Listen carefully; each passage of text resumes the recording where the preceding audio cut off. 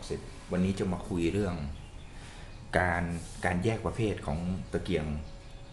300แรงหรือกับ350แรงคือมีคำถามว่าตะเกียงเนี่ยมันเป็นตะเกียง500แรงแต่นมหนูเนี่ยเป็นนมหนูของ350เข็มของ350นั่นแสดงว่าเป็นตะเกียง350นะครับคือเอางี้เอาจากตะเกียง500ก่อน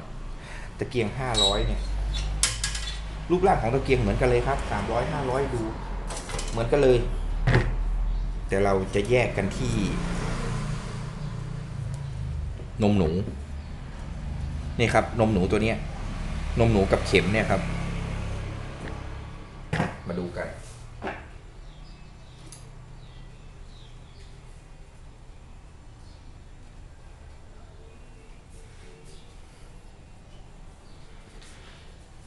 นมหนูเนี่ยครับนมหนูตัวบนเนี่ย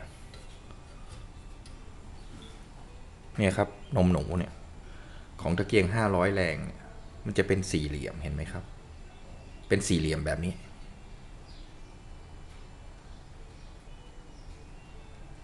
นี่ครับ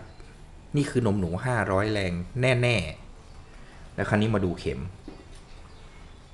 นี่ครับเข็ม500แรงจะเป็นเกลียวในเห็นไหมครับคือง่ายๆเลยให้ดูนมหนูจะเป็นสี่เหลี่ยมแบบนี้ครับถ้าสี่เหลี่ยมแบบนี้เนี่ยแน่นอนเป็นตะเกียง500แรง 100%ดูง่ายๆเลยครับ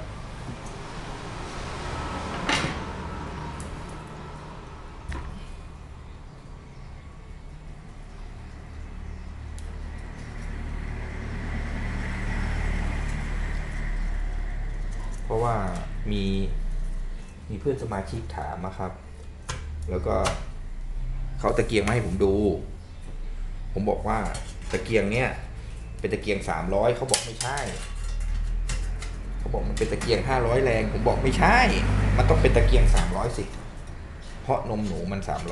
300คือตะเกียงเนี่ยตั้งแต่ไหนแต่ไรนะครับเราจะไม่สนใจว่าหัวในตะเกียงเป็นแบบ500เราไม่สนเราสนใจว่านมหนูเบอร์อะไรเนี่ยครับคราวนี้มาดูนมหนูของตะเกียง350เนี่ยครับตะเกียง350นี่จะเป็นอย่างนี้นมหนูเป็นหกเหลี่ยม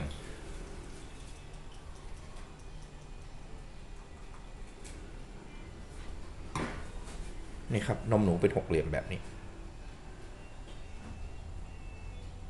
อย่างนี้เป็นนมหนู350ครับส่วนเข็มเป็นแบบนี้เป็นเกลียวนอกเห็นไหมครับ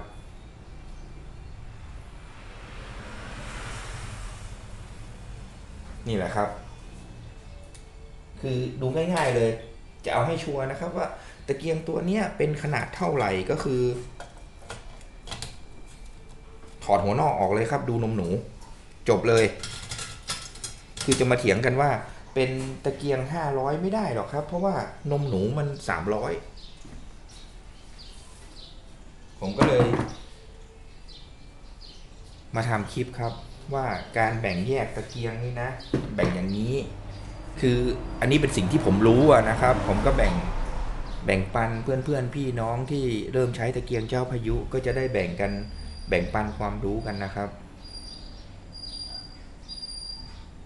เพื่อที่จะได้เข้าใจง่ายๆเพราะว่าจริงๆแล้วเนี่ย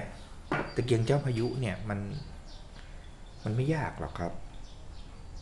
เพื่อจะให้พัฒนาครับและคราวนี้ก็มีคนมาจุดตะเกียงเยอะๆขอบคุณนะครับที่ติดตามคลิปจนจบ